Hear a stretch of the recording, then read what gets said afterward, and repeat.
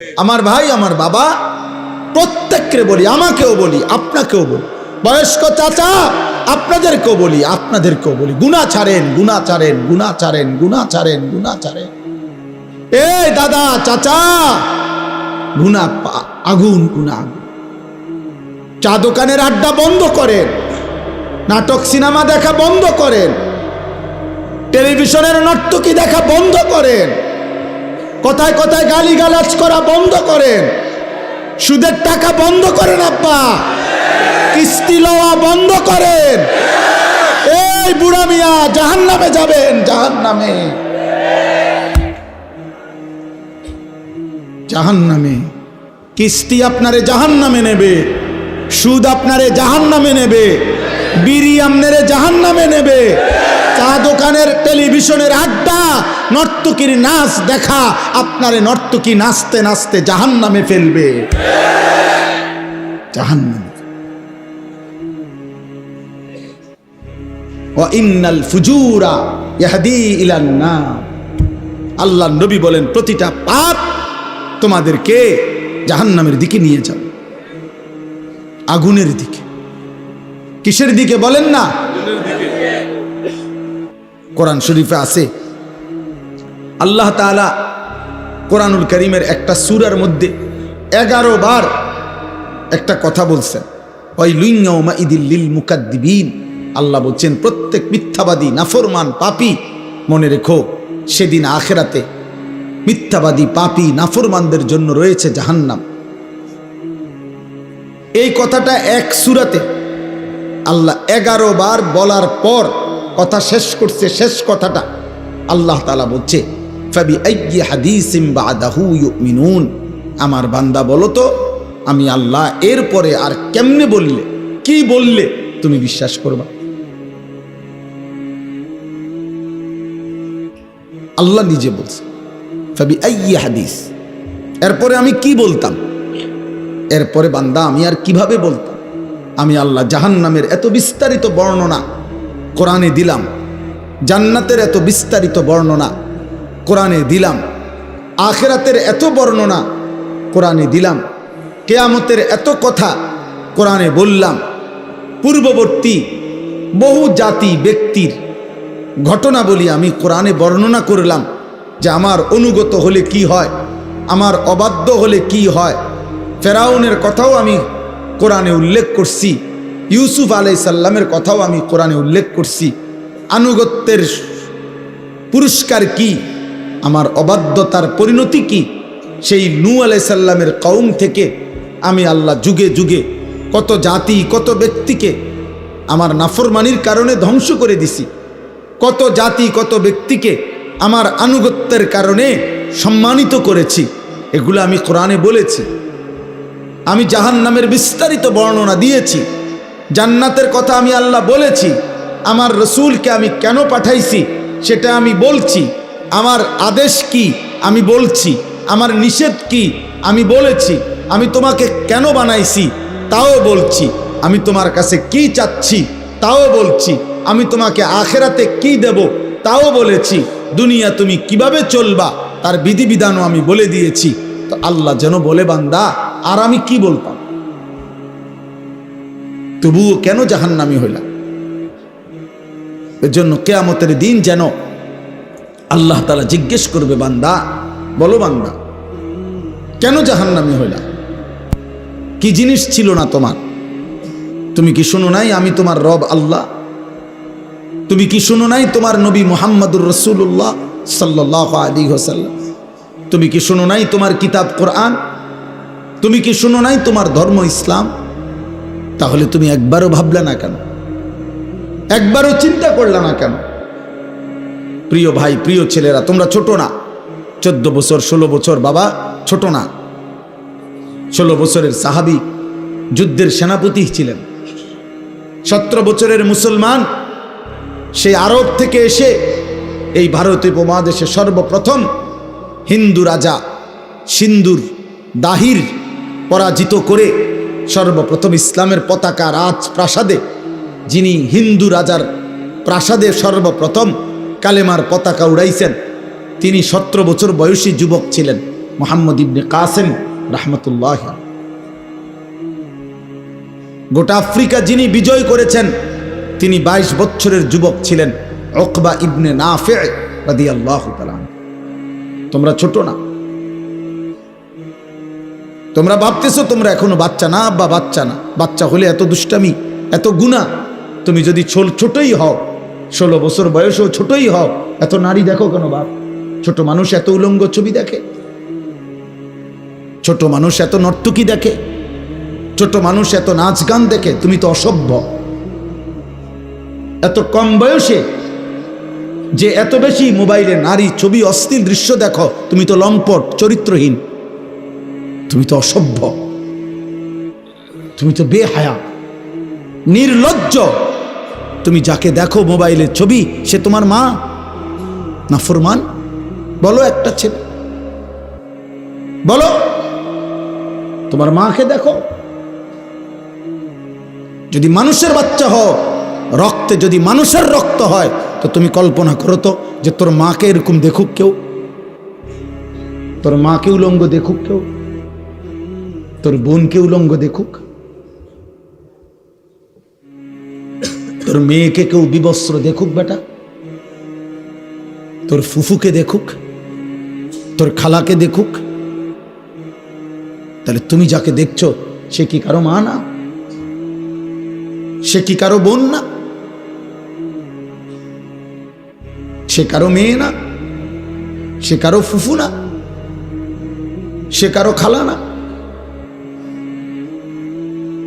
এজন্য মনে রাখো বাবা, আজকে তোমাদেরকে তোমাদের অভিভাবকরা মনে করছে তোমরা ছোট, আর সেই সুযোগে শয়তান তোমাদেরকে দিয়ে সমস্ত নষ্টামি করায় ফেলছে।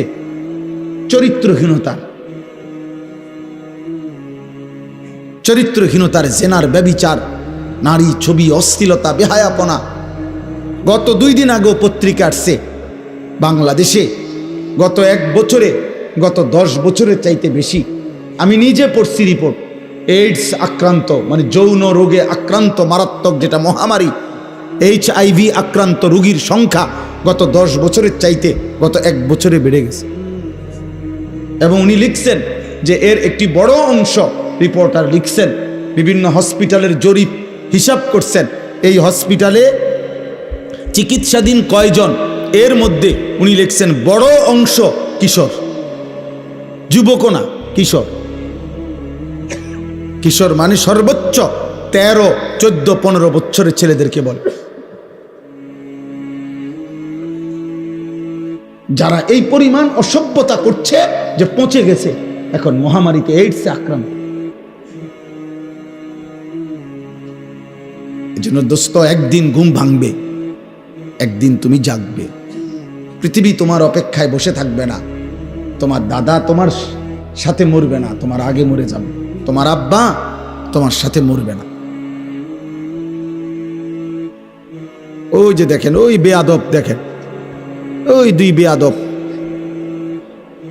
চুরি করে, মানে এমন গাদ্দার, যে গাদ্দারের কথা হইল আমি শুনবো না, তোমার মতো হুজুর না, তোমার আব্বা বললো আমি শুনবো না, আমি ছবি উঠাব। আরে বেয়াদব, উঠে গেলে ভালো। এত রাত হয়েছে, ঘুমায় যাও বাবা, অথবা গিয়ে বাইরে অন্য ছবি দেখো।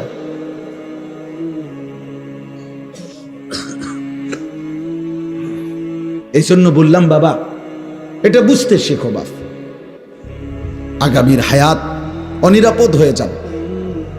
লাম তাজহারিল ফাহিশাতু ফি কওমিন হাত্তা ইউলিনু বিহা ইল্লা ফাশা ফীহিমুত তাউন ওয়াল আওজা আল্লাতী লাম তাকুন মাদাত ফি আসলাফিহিম আল্লাযীনা মাদাউ। নবী সাল্লাল্লাহু আলাইহি ওয়াসাল্লাম বলেন, কোন সম্প্রদায়ের মধ্যে যদি জিনা, ব্যভিচার, নারী পুরুষ, ছেলে মেয়ের অবাধ মেলামেশা বেড়ে যায়, খোদার কসম নবী বলছেন, এটা যদি একদম খোলামেলা হয়ে যায়, ব্যাপক হয়ে যায়, আল্লাহর নবী বলেন নিশ্চিত সেই সমাজে মহামারী আসবে, তাউন, এবং এমন রোগ ব্যাধি আসবে যা তোমাদের পূর্ববর্তীদের মধ্যে ছিল না। প্রিয় ভাই, তোমাকে তো বাঁচতে হবে। আমি যে চিৎকার করি দোস্ত, আরে ছেলে তুমি তো বাঁচতে হবে আব্বা, তুমি যদি এমন হইতো যে বিপদে পড়বো আমার পাপের কারণে, আমার দাদায়, কারণ আমি তো মরে যাবো আগে, দাদা মরবো পরে, না রে আব্বা তুমি পড়বা বিপদ। আগামীর সমাজে নিরাপদ সম্পর্ক, হাদিসে আছে, কোন সমাজের মধ্যে ছেলে মেয়েরা যদি অবাধ এই নারী ছবি, অশ্লীলতা, বেহায়াপনা, উলঙ্গতা তোমাদের সবার পছন্দ হয়, তাহলে আগামী সমাজে তুমি নিরাপদ সম্পর্ক, নিরাপদ ফ্যামিলি, আগামী সময়ে তোমরা নিরাপদ বোন, নিরাপদ মেয়ে, নিরাপদ ইজ্জত, সতীত্ব খুঁজে পাবা। আল্লাহর কসম করে বল, কসম খোদার, এটা মনীষীদের কথা। তুমি যেমন নষ্ট, তো যে তোমার বিবাহের সম্পর্কে আসবে, তো একদিন পরে হোক আর 6 মাস পরে হোক, তুমি টের পাইবা সেও দুশ্চরিত্র। সেদিন আফসুস করতে হবে না। ঠিক বলে চিৎকারের দরকার নাই বাপ, তুমি বুঝো। আমি ব্যাপক সমর্থন চাই না, আমি আখেরাত চাই, আখেরাত চাই। আমি বললাম না, এটা কিতাবে স্পষ্ট আছে। আপনারা যারা বাবারা আছেন, আপনারা খুব বেশি খামখেয়ালি করতেছেন, খুব বেশি। আপনাদের ছেলেরা, এগুলো আপনাদের ছেলে, এই ছেলেগুলো এখানে যারা এখন বসছে, আসছে, এরা নর্থ বেঙ্গল থেকে আসে না, পার্বত্য চট্টগ্রাম থেকে আসে না, খুলনা বরিশাল থেকে আসে নাই, এরা রংপুর বিভাগ থেকে আসে নাই, এরা এখানকার আশেপাশে সর্বোচ্চ 10 কিলোমিটার 20 কিলোমিটার জায়গার ছেলে। তো 20 কিলোমিটার জায়গার যদি এখানে 1000 ছেলে হয়, 2000 ছেলে হয়, আপনারা ভাবেন তো এই 2000 ছেলের মধ্যে আপনারা একজন চাচা যারা নামাজ পড়েন, এরকম একজন নামাজি চাচা আপনাদের এলাকার ছেলে, আপনারা এখন দেখেন, দেখলেই আপনি বুঝবেন যে এখানে যদি 2000 ছেলে হয়, কমপক্ষে 1900-1800 ছেলে বেনামাজি। আর যদি মিথ্যা বলি তো তোমরা প্রতিবাদ করো। তোমরা যারা আজকের সারাদিনে 5 ওয়াক্ত নামাজ পড়ছো, যুবক ভাই, কিশোর ভাই, তো তোমরা প্রতিবাদ করো যে না, আমরা হুজুর আপনাকে এখন প্রমাণ করব আমরা বেশি অংশ নামাজ পড়ছি। বলো, তুমি চ্যালেঞ্জ করো, তাহলে বিচার হবে আমার, তাহলে আমার বিচার হবে। তোমরা যা বিচার করো আমি তা মাইনে নেব। হ্যাঁ, আমার ভিডিও হবে, বিচার তোমরা জানাই দিবা যে আমরা হুজুররে অপমানিত করে দিছি ভুল ইনফরমেশনের কারণে। তাহলে একটি 92 থেকে 95% সংখ্যাগরিষ্ঠ মুসলিম দেশে, যেখানে চারিদিকে মসজিদ মাদ্রাসা, প্রতি ওয়াক্তের নামাজের আজান মাইকে হয়, হিন্দুস্তানের এমন অসংখ্য প্রদেশে, ইন্ডিয়ার মুসলমানের ওইখানের হিসাবে সংখ্যালঘু, যদিও আমাদের এখানের হিসাবে বেশি। বোঝেন নাই কথা? ইন্ডিয়ার মোট জনসংখ্যার কারণে হলো মুসলমান কম, কিন্তু আমাদের বাংলাদেশের সব মিলানোর চাইতে যে পরিমাণ, তার চাইতে ইন্ডিয়ায় মুসলমান বেশি। আমি নিজে ইন্ডিয়ায় তো ছিলাম 8 দিন 2022 সালে, আরও একবার গেছি 2018 সালে চিকিৎসার জন্য। তাহলে আমি তো ইন্ডিয়ার এমন প্রদেশে গেছি যেই প্রদেশের মুসলমান আছে, কিন্তু কোনো মসজিদে প্রকাশ্যে আজান দেওয়া নিষিদ্ধ, এরকম বহু জায়গা আছে।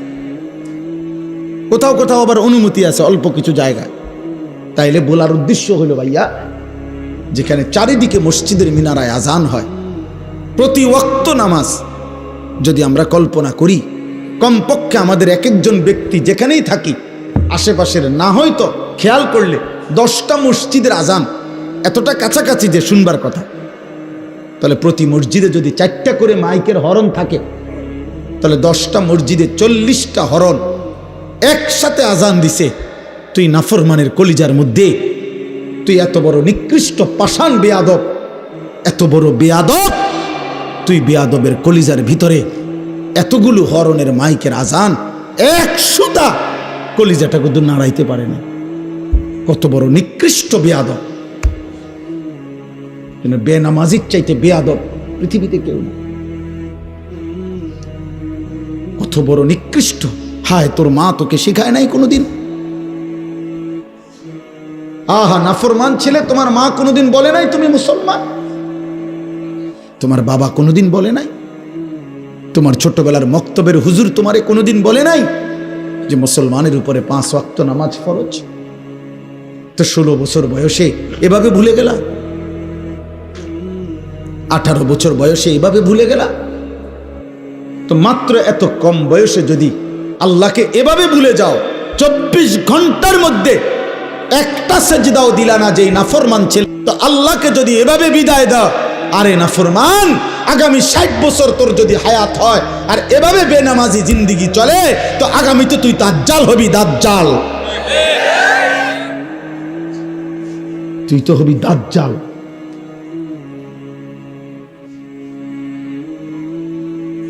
কত নারী দেখবি বেটা, কত উলঙ্গ ছবি দেখবি। একদিন কোমরের ক্ষমতা আর লজ্জাস্থানের ক্ষমতা নষ্ট হয়ে, যৌবনের সক্ষমতা নষ্ট হয়ে, তখন পথে পথে ঘুরবা আর রাতের আধারে একাকী কাঁদবা, আর ঘর আর সংসার জাহান্নামের টুকরা হয়ে ধাউ ধাউ আগুন জ্বলে। আমি বললাম, আমার নাম মনে রাখো।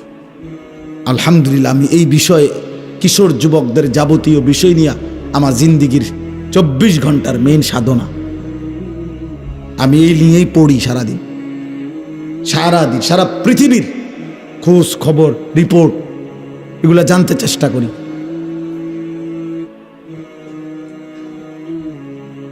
ওইখানে লিখছে, ওই কথাটা শেষ করছিলাম না, এই রিপোর্টে বলছে এরপরে, তাহলে বললাম যে বেশি অংশ কিশোর। এরপরে আরো আশ্চর্য জঘন্য কথা লিখছে যে এইডস আক্রান্ত যেই রোগী এই মুহূর্তে বাংলাদেশে, তাদের মধ্যে বড় অংশ, বৃহৎ অংশ সমকামী। খোদার কসম, মানে ছেলে ছেলে অপকর্ম করে। তার মানে এই কুত্তা নারী দেখতে দেখতে, মোবাইলে অশ্লীল ছবি দেখতে দেখতে 24 ঘন্টা এটা কুত্তার মতো হয়ে গেছে। এই জন্য এই কুত্তার দেরি করা সহ্য নাই, যেখানে যা পাচ্ছে ডানে বামে সব শেষ করে দিচ্ছে। কারণ এই তো কুত্তার মতো হয়ে গেছে নারী দেখতে দেখতে, অশ্লীল ছবি দেখতে দেখতে। তার তো শরীরের কোনো ভারসাম্য নাই, জীবনের কোনো ভারসাম্য নাই। ওর মা কিসের আর বাবা কিসের? ওর তো দরকার যৌন চাহিদা পূরণ। ওর আবার ইজ্জত কি, সম্মান কি? অত ওর বাবার ইজ্জত অনেক আগে কোরবান করে দিছে। কারণ ও প্রথম যেদিন চুল রাখছে মুশরিকের মতো, সেদিনে তো সে বলে দিছে, আব্বা আমার বাবা মূলত বেঈমান, তুমি না।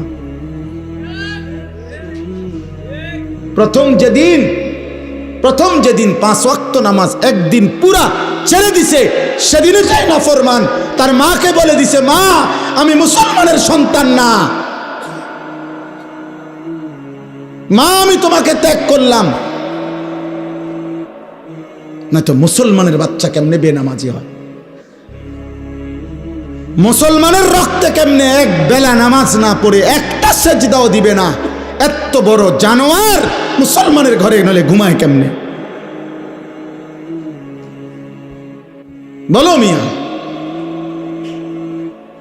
এটা মেনে নেই কেমনে? এই কলিজায় মানি কেমনে?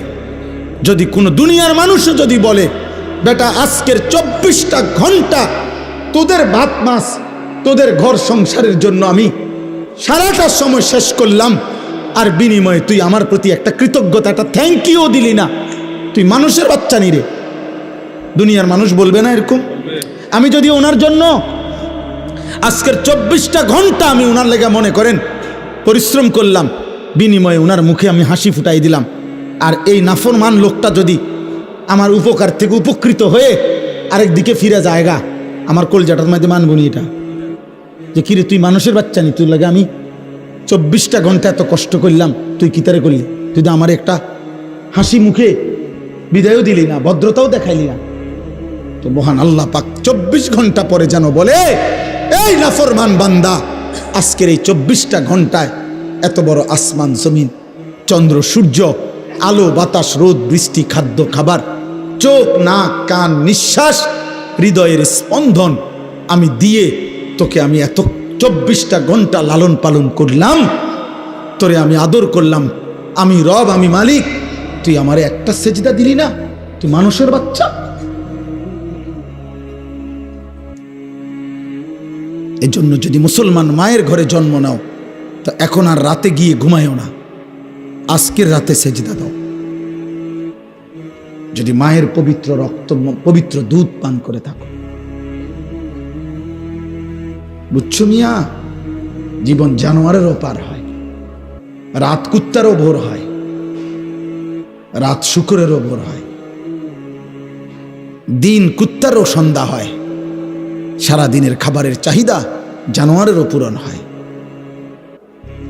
ঘুমের চাহিদা জানোয়ারেরও পূরণ হয়, থাকার ব্যবস্থাপনা কুত্তাও কোনো জায়গায় বারান্দার মধ্যে রাস্তার কোনো কিনারায় শুয়েই থাকে, একখানে না একখানে পার হয়ে যায়। জীবন একভাবে না একভাবে পার হয়েই যায় আব্বা, আখেরাত পার হবে না বাপ, আখেরাত পার হবে না আব্বা। অস্থিরতার কারণে আমরা বললাম, কষ্ট পাইবা, হাসলে কিংবা কাঁদলে, সুখে কিংবা দুঃখে মৃত্যু হয়ে যাবে, মরেই যাব আমরা, আজ কিংবা কাল। নাম ঘোষণা হবেই, মাইকে এলান হবেই, আজ সে মরল, আগামীকাল আমি মরলাম, এমন আর কি। আমরা কিতাবে পড়ছি, এক বুজুর্গ এক আল্লাহর ওলির একজন মুরিদের সাথে নিয়ে উনি দাঁড়ায়া ছিলেন রাস্তার পাশে। তো এই সময় একটা লাশের খাটিয়া নিয়া ওইখান দিয়া মানুষ যাচ্ছিল।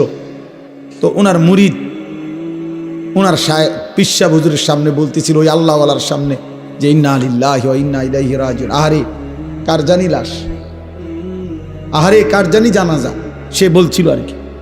তখন আমরা কিতাবে পড়ছি, ওই বুজুর্গ সাথে সাথে চোখের পানি ফেলে দিয়ে বলছে, হয় তোমার লাশ নয় আমার লাশ।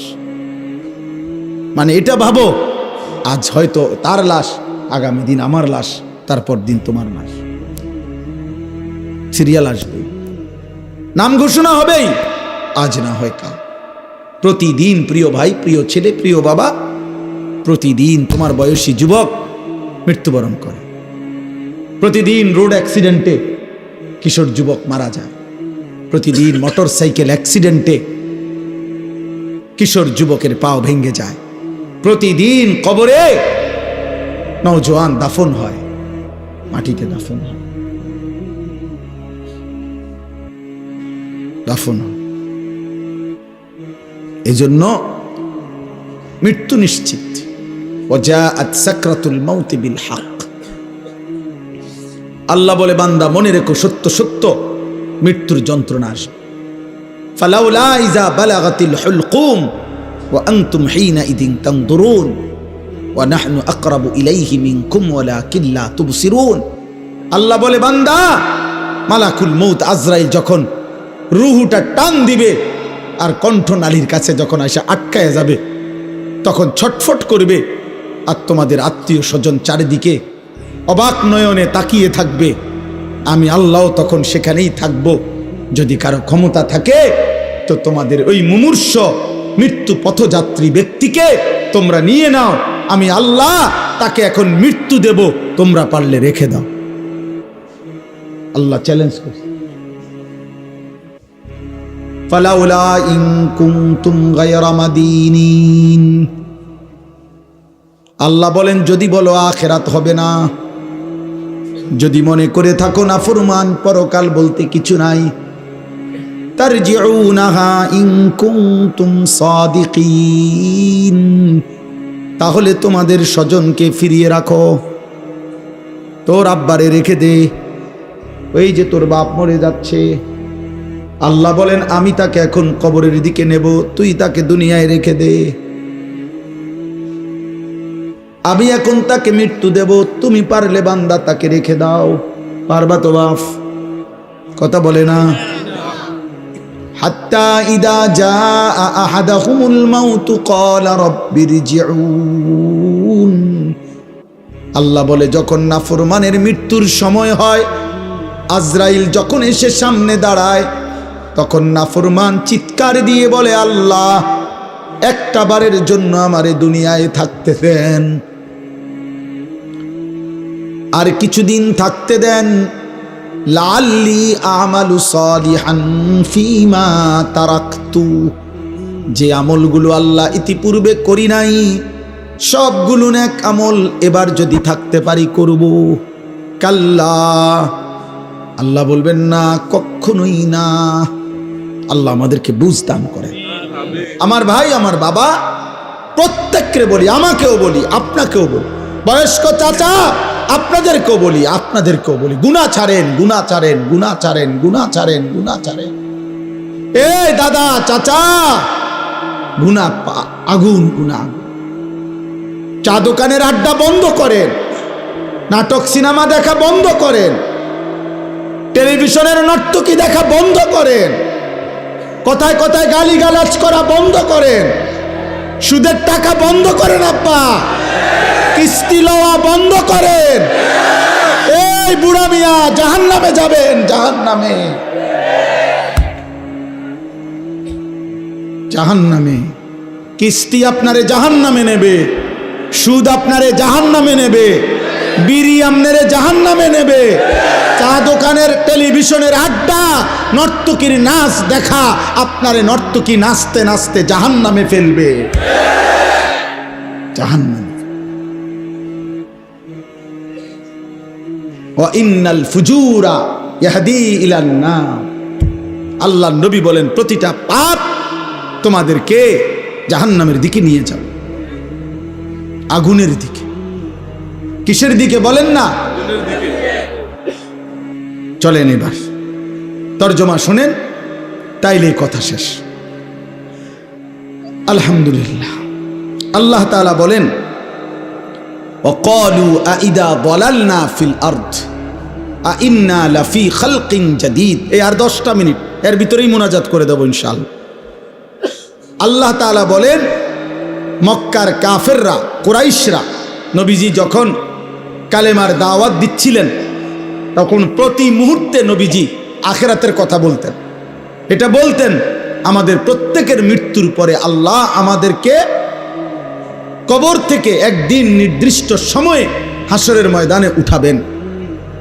এটা আল্লাহ বলতেন, নবীজি শুনাইতেন।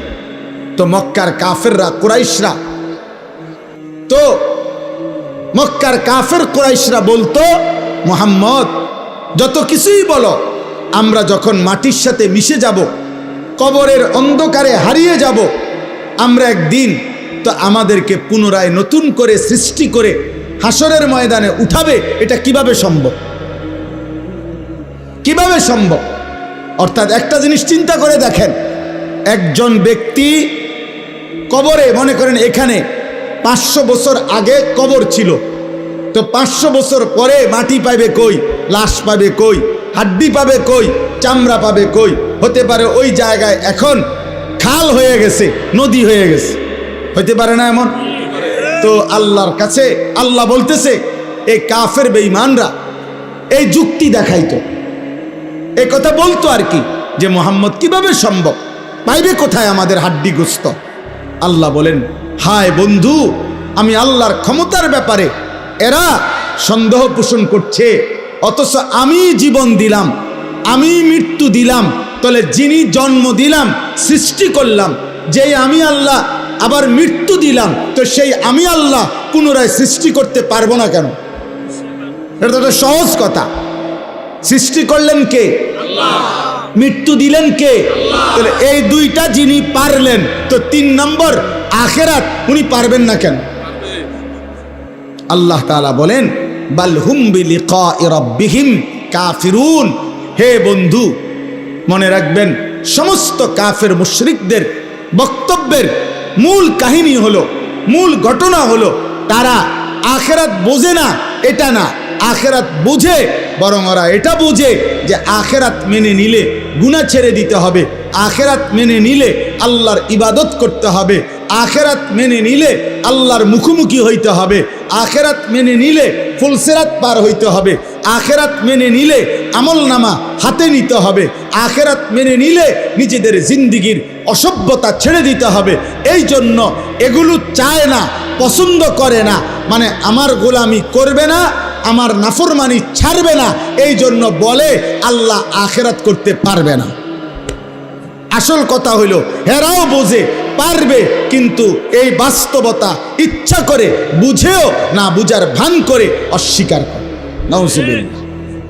এবার আল্লাহ বলেন, এই দেখেন তর্জমা শুনেন, একবার সহজ তর্জমা। আল্লাহ তাআলা বলেন, কুল, হে নবী আপনি বলে দেন, ইয়াতাওয়াফাকুম, আরে ভাই কথা বলো না, বাবা কথা বলো না, যারা দূরে যাচ্ছ যাও, কোনো সমস্যা নাই, কথা বলো না আব্বা। কুল ইয়াতাওয়াফাকুম মালাকুল মাউত আল্লাযী বুক্কিলা বিকুম, এ শুধু অনুবাদ বললে আপনি বুঝবেন।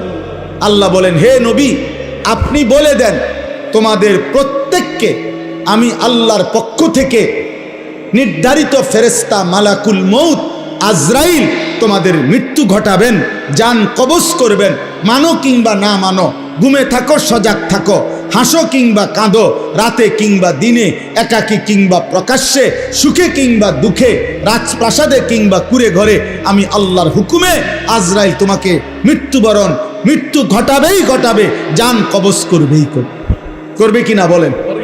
মৃত্যু হবে তো? ইতিপূর্বের মানুষগুলোর মৃত্যু হয়েছে তো, তাহলে আমাদের মৃত্যু হবে না কেন?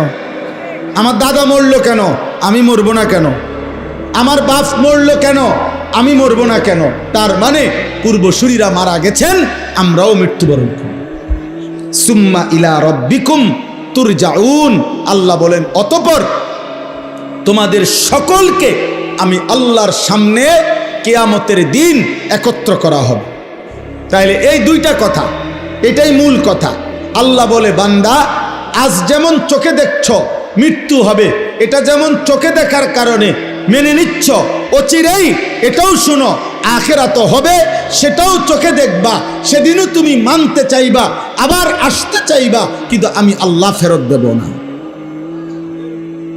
এই দেখেন এরপরের আয়াত, আল্লাহ বলেন, ওয়ালাউ তারা ইদিল মুজরিমুনা নাকিসু রুউসিহিম ইনদা রাব্বিহিম, বন্ধু নবী আমার, সেদিন হাসরের ময়দানে দেখবেন এই আমি আল্লাহ যাদেরকে একত্র করছি, এই নাফরমান পাপীরা, অবাধ্য মুশরিক বেঈমান পাপী, আমার অবাধ্য বান্দারা, আমি আল্লাহর সামনে মাথা নুয়ে লজ্জায় অপমানে দাঁড়িয়ে থাকবে।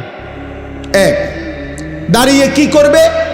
বলবে আল্লাহর কাছে, রব্বানা আবসারনা ওয়া সামি'না, আল্লাহ আজকে গোটা হাসরের ময়দান আমি নিজ চোখে দেখলাম, ওয়া সামি'না, নিজ কানে সব কথা শুনলাম, ইন্না মুকিনুন, আজ আমি পুরা বিশ্বাস করলাম, ফারজি'না না'মাল সালিহান, অতএব এই আখিরাত থেকে, হাসরের ময়দান থেকে আপনি আমারে আরেকবার দুনিয়ায় পাঠান, এবার যদি পাঠান আমি নেক আমল করব। কি শূন্য কি বলা উচিত? সুবহানাল্লাহ। কি লেগে সুবহানাল্লাহ? বুঝেন নাই হিসাবটা?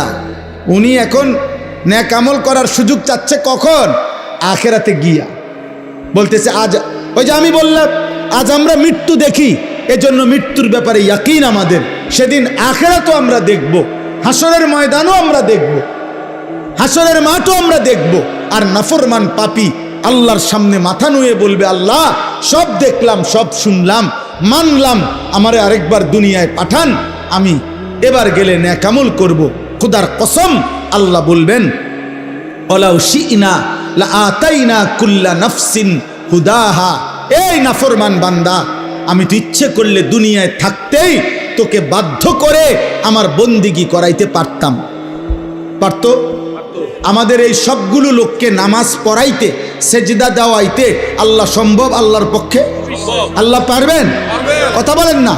আমরা যারা এক ওয়াক্ত নামাজ পড়ি না, আল্লাহ আমাদের সাথে পারবে তো? আল্লাহ আমাদের উপরে শক্তি প্রয়োগ করলে আমরা সেজদা দিতে বাধ্য হব তো? কিন্তু প্রশ্ন হইল, তখন পুরস্কার দিবে কেন? যদি বাধ্যই করে, যদি আল্লাহই বল প্রয়োগ করাইয়া আমার সেজদাই করায়, তো পুরস্কার কিসের আবার?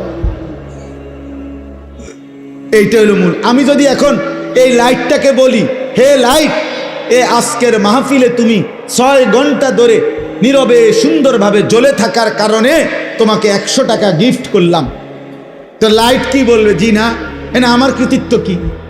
এটা সুইচওয়ালার হাতে সব, ওই বন্ধ করে দিলে আমি বন্ধ, ওই জ্বালায় রাখলে আমি জ্বালাইয়া রাখে, তো এখানে আমার ক্রেডিট কি? আমার কীর্তন পুরস্কার দিবে? পৃথিবীর কেউ এই জন্য লাইটকে পুরস্কার দিবে না। তাইলে আল্লাহ যদি আমাদেরকে জবরদস্তি করে বাধ্য করাইয়া বন্দিগি করায়, আজকে যারা যারা আমরা নামাজ পড়ি নাই, মনে করেন ভাই আমরা ঘুমের সময় যদি ফেরেশতা একটা থাপ্পড় মারে,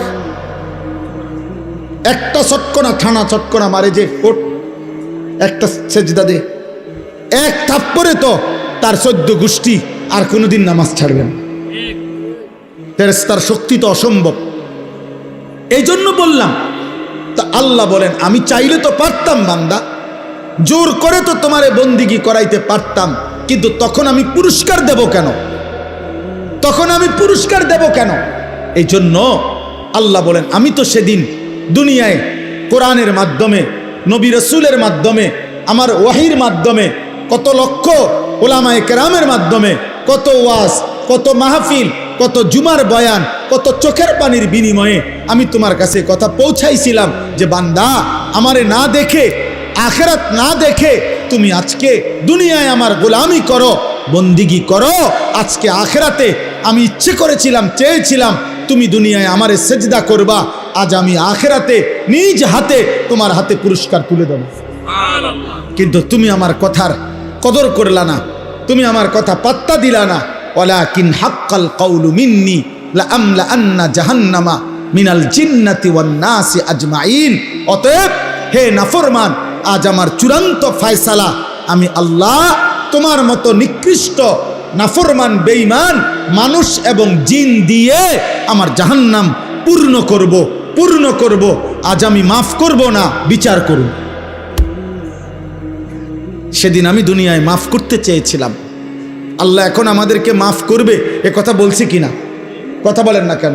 এ আজকেও মনে করো তোমরা যতগুলো ছেলে, যে কয়জন এখনো আসো, তোমরাও যদি খুদার কসম আল্লাহর উপরে ঈমান ঠিক রেখে শিরিক মুক্ত হয়ে যদি তোমরা তোমাদের পিছনের জিন্দেগির গুনাহ, বেনামাজি জীবন, গুনার জীবন থেকে তওবা করে এক ফোঁটা চোখের পানি ফেলতে পারো, খুদার কসম আল্লাহ বলে আমি তোমার 90 বছরের গুনাহ একসাথে মাফ করে দেব।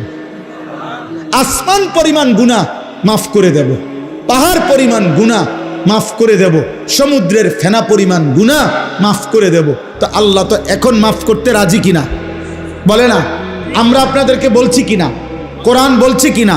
নবীজি শুনাইছে কিনা? তো এত কিছুই আপনাদের কলজা লড়াইতে পারলো না। আল্লাহ বলেন সেদিন আমি বলছিলাম তো বান্দা, কিন্তু আজ আমি হাসরের ময়দানে মাফ করব না। আজ তো বিচারের দিন, আজ যার যা প্রাপ্য তাই পাবা, যার যা প্রাপ্য তাই পাবা। আজকে হিসাবে জান্নাত আসলে জান্নাত, হিসাবে জাহান্নাম আসলে জাহান্নাম। আজ ওজনে যা আসে তাই, আজ কোনো কথা নাই, আজ কোনো কথা নাই। এই সর্বশেষ কথা হলো ফাযুকু বিমা নাসিতুম লিকা ইয়াউমিকুম হাদা ইন্না নাসিনাকুম আবাফ। আল্লাহ যখন এই কথাটা বলে ফেলবে, তখন একজন জাহান্নামী ব্যক্তির আর কোনো ভরসা থাকবে না। জাহান্নামী ব্যক্তিকে আল্লাহ সর্বশেষ বলে ফেলবে, হে আমার নাফরমান বান্দা, দুনিয়ার জীবন থাকতে তুমি আমার আখেরাতকে, আজকের এই দিনকে ভুলে গিয়েছিলে, আজ আখেরাতে আমি আল্লাহ তোমাকে ভুলে গেলাম। যাও তোমার বন্ধুদেরকে ডাকো, তোমার যারা মাস্তান বাহিনী সান্দাবাজ তা করে ডাকো, তোমার না সাফাতি আছে, রামদা আছে, ডাকো। ওই যে দেখেন দোস্ত, এটা অসভ্যতা। প্রাপ্তবয়স্ক ছেলে, বালেক ছেলে একজন আরেকজনকে জড়াইয়া ধরা, এটা অসভ্যতা, এটা অশ্লীলতা, এটা বেহায়াপনা, এটা নোংরামি, এটা নোংরামি, এটা শাহওয়াতের গোলামি। হাইসো না, তামসা মনে করো না, নিজেরে নিজে নষ্ট করে দিও না। আমি বললাম কমপক্ষে 15 বছর থেকে 14-র পরে 15 বছর বয়স যখন ছেলেটার হয়, তখন সে বালেগ হয়, তার বীর্যপাত হয় যে কোনো সময়, তখন সে প্রাপ্তবয়স্ক, তার উপরে গোসল ফরজ হয়, তখন তার ভিতরে যৌন চাহিদা পূর্ণ থাকে। তখন থেকে, সেই থেকে যেই সমস্ত ছেলে পেলে এরকম প্রচণ্ড আকর্ষণে একজন আরেকজনকে জড়ায়া ধরে, এটাও সমকামিতার অংশ, এটা গুনার অংশ। এটা ভালোবাসা না, এটা বন্ধুত্ব না, এটা অবৈধ, এটা অসভ্যতা। তুমি তাকে এইভাবে প্রচন্ডভাবে জড়িয়ে ধরবা কেন? বলবেন আপনি হুজুররা একটু বেশি বাড়াবাড়ি। না, বাড়াবাড়ি না, বাড়াবাড়ি না। তোমারে জাহান্নাম থেকে মুক্তি দেওয়া, তোমারে ফিরাবার চেষ্টা করা, বাপ, ফেরাবার চেষ্টা করা। এই জন্য দুস্থ, কোরআনুল কারীমে আল্লাহ বলছে ওয়ালা তাকরাবুজ জিনা, শুধু জিনা করো না এটা বলে নাই, আল্লাহ বলছে যতভাবে হইতে পারে জিনা, ব্যভিচার, নিজের এক কথায় লজ্জাস্থানের যেই কোনো গুনাহ হইতে পারে তার কাছেও যেও না, কাছেও যেও না। এজন্য কোনো মেয়েকে দেখলে তো আর আমি তার সাথে জিনা করি নাই না, এটা ধীরে ধীরে তোমাকে জিনার দিকে নিয়ে যাবে, এর সাথে হোক আর অন্য কারোর সাথে। কমপক্ষে না পারলে মন তো চাইবে, কমপক্ষে হারাম কল্পনা তো জাগবে। এই জন্য ভাই একটা ছেলেই বুঝো, আমি বড় আশা নিয়ে বলি, অনেকটা খোলামেলা বলে ফেলি, উদ্দেশ্য আমার একটাই, কেউ ফিরুক, কেউ ফিরুক, কেউ বদলাক, কেউ বদলাক। আজকে বললাম না, মা বাবা সবাই আমরা অভিভাবক শ্রেণী, আহারে আমাদের 14-16 বছরের ছেলে পেলেদেরকে সম্পূর্ণ ওর হাতে ছেড়ে দিছে, ছেলেটাকে পুরোপুরি তার নিজের হাতে তুলে দিছে। বাবা, তোমার চুল, তোমার পোশাক, তোমার কোন জামা ভাল লাগে, কোন গেঞ্জি ভাল লাগে, কোন প্যান্ট ভাল লাগে, তুমি খাইবা কি, কাকে পছন্দ করবা, কোন বন্ধুদের সাথে চলবা, বিকালে আড্ডা দিবা কোথায়, রাতে আড্ডা দিবা কোথায়, সব কিছু তোমার পছন্দ। তো your wish your life, your life your wish, তোমার জীবন তোমার পছন্দ, যার সাথে মন চায়, যা মন চায় তুমি নষ্ট হইয়া পচ্চা গইল্লা যাও, টাকা লাগলে আব্বার কাছ থেকে নিও, ভাত লাগলে তোমার মার কাছ থেকে গিয়ে খাই, শেষ। পেটে বুক লাগলে মায়ের রান্না করে রাখছে, আইসো ভাত খাইয়া যাইও, টাকা লাগলে তুমি সত্য বললা পারো, মিথ্যা বললা পারো, আমি আব্বার থেকে টাকা নিয়ে যাও, খালাস, এবার তোমার জীবন তুমি গড়ো। না না, এই পৃথিবীর ইতিহাসে সৃষ্টির প্রথম থেকে নিয়ে আজ পর্যন্ত মানুষের জীবন গঠনে তার উপরে কারো তত্ত্বাবধান থাকতে হয়, কেউ তাকে ধরে রাখতে হয়, কেউ তাকে টেনে ধরতে হয়, মন্দ পথ থেকে ফিরাইতে হয়, উত্তম পথে চালনা করতে হয়, নাইলে হয় না। নিজে নিজে মানুষ হয় না, নিজে নিজে জানোয়ার হয়, নিজে নিজে জানোয়ার হয়।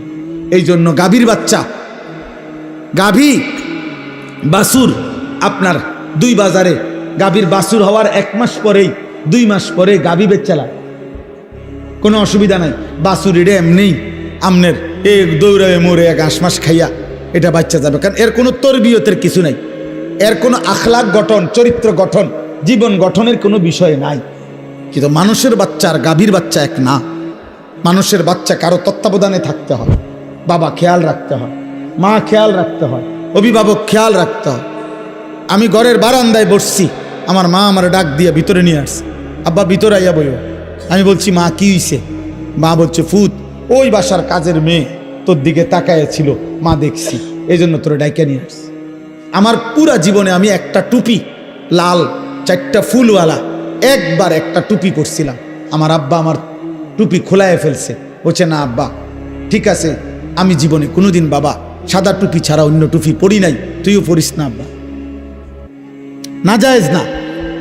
রঙিন টুপি কি নয়, হারাম বলতেছি না, কিন্তু বাবার একটা কি কথা, খুলে ফেলছে। আমি জীবনে একবার শুধু একটা পাঞ্জাবি, আপনার এই বুতামের কাছে এমব্রয়ডারি করা এদিক দিয়া রেডিমেড একটা পাঞ্জাবি কিনছিলাম। আমার বড় ভাই প্রথম যে বেলা পড়ছি, বড় ভাই দেখেই আমার গায়ের থেকে ধৈর্য, গায়ে পড়া অবস্থায় টান দিয়া সিরা টুকরা টুকরা করে ফেলাই দিয়েছে। কেউ ধরে রাখতে হয় বাপ, কেউ ধরে রাখতে। আজ তোমাদেরকে ছেড়ে দিছে বাবা, যে আব্বা ধর, তোর 12,000 টাকার মোবাইলের কাছে তোকে তুলে দিলাম, তোর 16,000 টাকার মোবাইলের হাতে তুলে দিলাম, তোর জীবন তোর হাতে। যার কারণে বদনসিব সন্তান আর কোনোভাবেই আল্লাহও চেনে না, আখেরাতও চেনে না, ডানও চেনে না, বামও চেনে না, কর্তব্যও চেনে না, করণীয় বুঝে না, কি খায় কি করে কার মতো চুল রাখে বলতেও পারতো না। বাস্তবতা এটা, মানে তার তো কোনো অভিভাবক নাই। কে তার চুল ঠিক করে দিবে? কে তার চেহারা ঠিক করে দিবে? কে তাকে বুঝায় দিবে যে দাড়ি লম্বা করো? কে তাকে বুঝায় দিবে মুছ ছোট করো?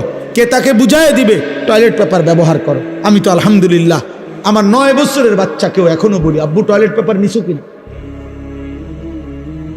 ওরে বারবার মনে করাই দিছি। ফজরের নামাজে আলহামদুলিল্লাহ এমনি বুঝাচ্ছি, দাঁড়ায় থাকি তো ছেলে আমার উঠলে বাপ্পু তজু করে তো মসজিদের জামাতে যাইতে চেষ্টা করি। এটা আমার জিম্মাদারি। আপনাদেরকে কিছু বলা, এটা যদি আমার দায়িত্ব হয়, আমার সন্তানকে ঈমান আমল শিখানো, আমার বিবির ঈমান আমলের দিকে নজর রাখা, আমার মেয়ের ঈমান আমলের দিকে নজর রাখা, খোদার কসম এটা আমার আপনাদের চাইতে বেশি দায়িত্ব। আপনাদেরকে বলা এটার চাইতে ওইটা আমার কি বেশি দায়িত্ব। অতএব শেষ কথা এটাই, আযুকু আযাবাল খুলদি বিমা কুনতুম তা'মালুন। আল্লাহ বলে, বান্দা সেদিন তুমি আমাকে ভুলে গেছিলে, আজ আখিরাতে আমি তোমাকে ভুলে গেলাম। অতএব অনন্তকালের জন্য আযাবাল খুলদ, খুলদ মানে অনন্তকাল, অনন্তকালের জন্য তুমি তোমার মন্দ কর্ম নাফরমানির বদলায় জাহান্নামের আযাব ভোগ করতে থাকো। যাহ নাফরমান, আজ তোকে আমি চিনি না, যা এবার তোর কোন বাপ থাকলে তুই বল গিয়া তোর বাপের সুপারিশ করতে, যা তোকে জাহান্নাম থেকে বাঁচাই। আল্লাহ যদি কারো জাহান্নামের ফয়সালা দেয় তাকে ফিরাবে কে? নবী তো সুপারিশ করবে, নবী ফয়সালা দেবে না। আপনি না বুঝলে আবার জিগায়েন বালা হুজুরে, বুঝের হুজুরে জিজ্ঞাসা করে, বুঝমান আলেমকে। নবী সাল্লাল্লাহু আলাইহি সাল্লাম সুপারিশ করবে। সুপারিশ মানে ফয়সালা, সুপারিশ মানে আবেদন, আবেদন। দরখাস্ত মানে ফয়সালা। দরখাস্ত কারো কাছে দিতে হয়, অন্য কেউ এটা কি করে? মঞ্জুর করে। তো নবী তো সুপারিশ করবেন, ফয়সালা দেবে কে? আল্লাহ, আল্লাহ, আল্লাহ। এজন্য নবীজিকে আল্লাহ বলছে, বন্ধু এ পরিমাণ আমি জাহান্নাম থেকে মুক্তি দেব, আপনার উম্মত জান্নাতে আমি এত বেশি পরিমাণ দেব, আপনার মুখে হাসি ফুটবে, আপনারে খুশি করাবো, আপনারে নারাজ করব না। আল্লাহ আমাদের প্রত্যেককে ঈমান আমল দান করেন। আল্লাহ আমাদের প্রতিটা সন্তানকে কবুল করেন। এই মাদ্রাসা আল্লাহ কবুল করেন, এই এতিমখানা আল্লাহ কবুল করেন। এই মাদ্রাসা আল্লাহ সরকারি মাদ্রাসা, এখন দাখিল না আলিম, দাখিল মাদ্রাসা আল্লাহ কবুল করে নেন। আলহামদুলিল্লাহ আমার ভাই হাফিজ ইয়াসিন ভাই, মৌলানা ইয়াসিন ভাই দীর্ঘদিন যাবত এই মাদ্রাসা হেফজখানা নিয়ে মেহনত করছে। আলহামদুলিল্লাহ সেই নাসির ভাই যখন আমার কাছে গেছিলেন, বলছিলেন, সেই থেকে নিয়ে নিয়মিত আমরাও মাঝে মধ্যে যখনই সুযোগ পাই আসতে চেষ্টা করি। আজকেও সেই সূত্রে আসলাম। আমরা আপনাদেরকে ভালোবাসি, আপনারাও আমাদেরকে মহব্বত করেন, আমরা জানি। প্রিয় যুবক ভাই, নওজোয়ান ভাই, সবার কাছে বলি, আব্বা এমন সুন্দর জীবন নষ্ট করো না। এই পৃথিবীতে চরিত্রহীনতায় মৃত্যু হইলে নারী, ছবি, জিনা, ব্যভিচার, মদ, জুয়া, অসৎ চরিত্র নিয়ে দোস্ত মৃত্যু হলে খোদার কসম আব্বা তোকে কেউ মনে রাখবে না, তোরে কেউ মনে রাখবে না বাপ। কোন নাফরমানকে পৃথিবী মনে রাখে না রে বাপ। কোন পাপীকে পৃথিবী সম্মানের সাথে স্মরণ করে না। ফেরাউনের নামে পৃথিবীর কোন কুত্তার নামও নাই। নমরুদের নামে পৃথিবীর কোন কুত্তার নামও নাই। কিন্তু যখন জীবিত ছিল তখন তো দুনিয়া ভোগ করছে, করছে না? ফেরাউন তো বাদশাহ ছিল, তো হে কি ভানি ভাত খাইছে? সে কি শুধু ডাল ভাত খাইছে? নমরুদ তো বাদশাহ ছিল। সবচেয়ে বেশি অঞ্চলের বাদশাহ পৃথিবীতে যে কয়জন, তার মধ্যে নমরুদ একজন। আবু জেহেলের নামে পৃথিবীর কোনো কুত্তার নামও নাই। কিন্তু সেদিন আবু জেহেল যেই সাহাবাদেরকে জুলুম করছে, ওই সাহাবাদের নামে পৃথিবীর কোটি কোটি ইমানদারের নাম আছে। উমাইয়া ইবনে খালফ যেই বেঈমান হযরত বেলালকে কষ্ট দিছে, তার নামে পৃথিবীর কোনো জানোয়ারের নামও নাই, কিন্তু বেলালের পবিত্র নাম কোটি কোটি ইমানদারের আছে। মুমিনের নাম থাকে। আমি একটা ছেলেকেই বললাম, একজনকে, তোমাকেই বলছি ভাই, আমি ভোটের আশায় না যে সবার ভোট দরকার, আমি ভোটের আশাই তো আসি নাই, আমি আসছি আখিরাতের আশা। এজন্য দয়া করে চলেন আজকের এই কালাচাঁদ কান্দি মাদ্রাসা এতিমখানার এই মুবারক মাহফিলে এই শেষ বেলায় আমরা দোয়া করি মালিকের কাছে। আর প্রত্যেকটা ভাই, যুবক, কিশোর, বয়স্ক বাবা নিজ নিজ ঈমান, আমল, আখিরাতের জন্য, গুনাহ ছেড়ে দেওয়ার জন্য আমরা দোয়া করি। ছেলেরা তুমি ফিকির করো, আল্লাহ বরকত দেবে ইনশাআল্লাহ। প্রতিদিন আমি আশার খবর বলি, প্রতিদিন এই গুনার রাজ্যে, গুনার এই সয়লাবের মধ্যেও প্রতিদিন উল্লেখযোগ্য পরিমাণ ছেলে পেলে, কিশোর, যুবক, মুসলিম প্রত্যেক দিন আলহামদুলিল্লাহ বাংলার জমিনে গুনাহ আর অসভ্যতা ছেড়ে দিয়ে আল্লাহর পথে ফিরতেছে আলহামদুলিল্লাহ। এমন ছেলের খবর যদি তোমার দরকার হয় আমার সাথে যোগাযোগ করো, আমি শোনাবো ইনশাআল্লাহ। আমি নাম দেব, ঠিকানা দেব, তুমি দেখে আইসো। যে ছিল চরিত্রহীন সে এখন ইমানদার, যে মেয়ে ছাড়া, নারী ছাড়া বুঝতো না, সে এখন পাক্কা তাহাজ্জুদের রাত গভীরে চোখের পানি ফেলে সেজদা। মনে করো না 2-4 জন ফালতু লোকের কারণে, 2-4 জন চরিত্রহীনের কারণে পৃথিবী, ইসলাম আটকায় যাবে। না বাস, ইসলাম আছে, ইসলাম থাকবে, আল্লাহর দ্বীন থাকবে। আবু জেহেল সেদিন বিরোধিতা করছে, আবু জেহেল নাই, ইসলাম আছে। আবু লাহাব নাই, ইসলাম আছে, আছে না? এই জন্য আমাদের কেউ যদি না মানি, এ কারণে ইসলাম ঠকবে না, দ্বীন ঠকবে না, আল্লাহর কোরআন ঠকবে না। কে ঠকবে? আমরা, আমি ঠকব। আল্লাহ আমাদেরকে মাফ করে দেন। আমার জন্য দোয়া করবেন, আমার মাদ্রাসার জন্য দোয়া করবেন। আমার যে ছোট্ট মাদ্রাসা কুমিল্লা ক্যান্টনমেন্ট ময়নামতি সাহেবের বাজার, প্রতি মাসের 2য় শনিবার মাসিক ইসলাহি মাহফিল হয়। আগামী শনিবার 13ই ডিসেম্বর ইনশাআল্লাহ সকাল 10টা থেকে 12:30 পর্যন্ত মহিলাদের জন্য বয়ান হয়। আসর থেকে এশা পুরুষদের জন্য বয়ান হয়। ছেলেদেরও দাওয়াত দিলাম, বাবাদের কারো সুযোগ থাকলে যাওয়ার চেষ্টা করবেন। আমার একটা দোয়া চাই বিশেষভাবে। আমি একটা 1 মিনিটে বলি, আমার জীবনের একটা বড় স্বপ্ন, মুসলিম কিশোর, যুবক ছেলেরা আল্লাহর দিকে ফিরবে, আল্লাহর দিকে ব্যাপকভাবে ফিরবে, নামাজি হবে, আগামী দিনে ইনশাআল্লাহ মাহদির পক্ষে লড়বে, এমন একটা স্বপ্ন আশা নিয়ে মুসলিম কিশোর যুবকরা যেন ব্যাপকভাবে ওযু, নামাজ, ঈমান, আমল, আখলাক, চরিত্র শিখতে পারে। এজন্য আমি একটা ভিন্ন উদ্যোগে আমার মাদ্রাসায় 118 শতক জায়গা একসাথে আমি কিনছি, প্রায় 2.5 কোটি টাকার উপরে জায়গার দাম, মাটির দাম। একটা উদ্দেশ্য, এই স্কুল, কলেজ, ইউনিভার্সিটি সহ সর্বস্তরের মুসলমান যেন বছরের যেই কোনো দিন, যার যেটুকু সময় আছে, এটুকু সময় যখনই আসবে কিছু না কিছু দিন শিখবে। ওযু, নামাজ, সূরা, কেরাত, দোয়া, কালাম, এরকম একটা আশা নিয়ে আমি একটা পূর্ণাঙ্গ বড় মাদ্রাসা করতে চাই। আমার স্লোগান, যে আসবে যখন, দিন শিখবে তখন, যার সময় যতক্ষণ, দিন শিখবে ততক্ষণ। শুক্রবার অনেকের ছুটি আছে, শনিবার অনেকের ছুটি আছে, কোনো পরীক্ষার বন্ধ আছে, সে ওযু শিখুক, নামাজ শিখুক। আলহামদুলিল্লাহ আমরা গত এই 1 বছরে আপনার 2 বার আমরা স্কুলের ছেলেদের জন্য আমাদের মাদ্রাসায় কোর্স করাইছি। এই পর্যন্ত প্রায় 450 ছেলে, না 350, 150, 500 ছেলে মোট এই পর্যন্ত আলহামদুলিল্লাহ 2 বারে আমাদের 30-32 জন ওস্তাদের কাছে 3 দিন লাগাতার থাইকা আমাদের মাদ্রাসা যখন বন্ধ দেয়, এই বন্ধের সময় আমরা 3 দিনের আয়োজন করি। এই বন্ধে আপনার আলহামদুলিল্লাহ ওযু, নামাজ, সূরা, কেরাত, 4টা সূরা, প্রয়োজন পরিমাণ কিছু সুন্নত আমল, ওযু, ইস্তেঞ্জা, টয়লেট, বাথরুম, ঢিলা, কুলুপ, পাক নাফাকের কিছু মাসআলা আমরা তাকে দিবারাত্রি প্রতিদিন 11 ঘন্টা করে কোর্সের মাধ্যমে 3 দিন লাগায়া শিখাইছি। আলহামদুলিল্লাহ, আলহামদুলিল্লাহ, আলহামদুলিল্লাহ। ফজর ক্যাম্পেইনের কাজ করি আমরা সারা বাংলাদেশ জুড়ে। আমাদের একটা স্বপ্ন যে ফজরের নামাজে মুসল্লি বাড়বে, কিশোর যুবক ফজরের নামাজ পড়বে, এটার একটা ক্যাম্পেইন করি, মানে প্রচারণা করি।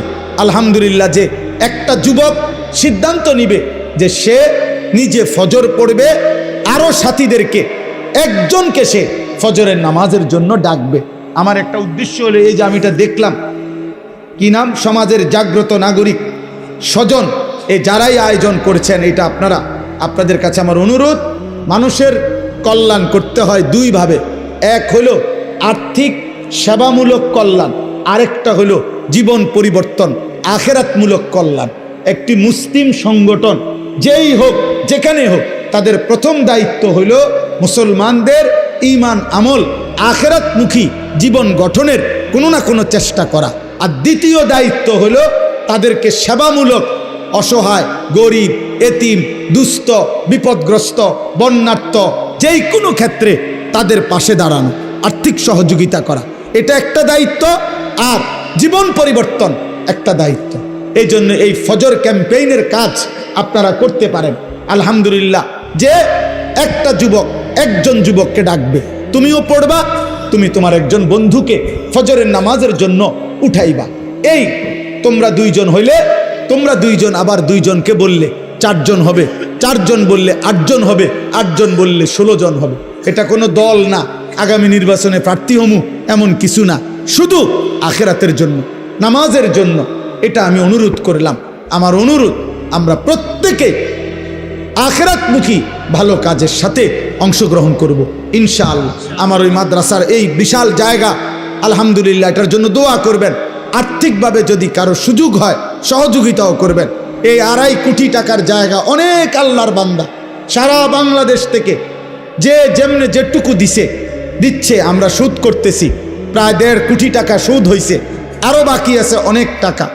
4200 টাকা এক মুসল্লা পরিমাণ, নামাজের জায়নামাজ পরিমাণ জমির মূল্য। এই টাকাটা আমরা একটা কাগজের মাধ্যমে প্রচার করি, যদি কেউ দেয় আমরা তাকে আমাদের মাদ্রাসার আজীবন উন্নয়ন সদস্য হিসেবে উনার নাম উঠাই। প্রতিটা দোয়ায় সাদকায়ে জারিয়ার সওয়াব হিসাবে উনি ইনশাআল্লাহ পাইতে থাকবে, কম বেশি আরও হইতে পারে। যে জন্য বললাম, আপনারা আমারে মহব্বত করে, আমিও আপনাদেরকে মহব্বত করি। আল্লাহ আপনাদের প্রত্যেককে ভালো কাজে, নেক কাজে অংশগ্রহণ করার তৌফিক দান করে।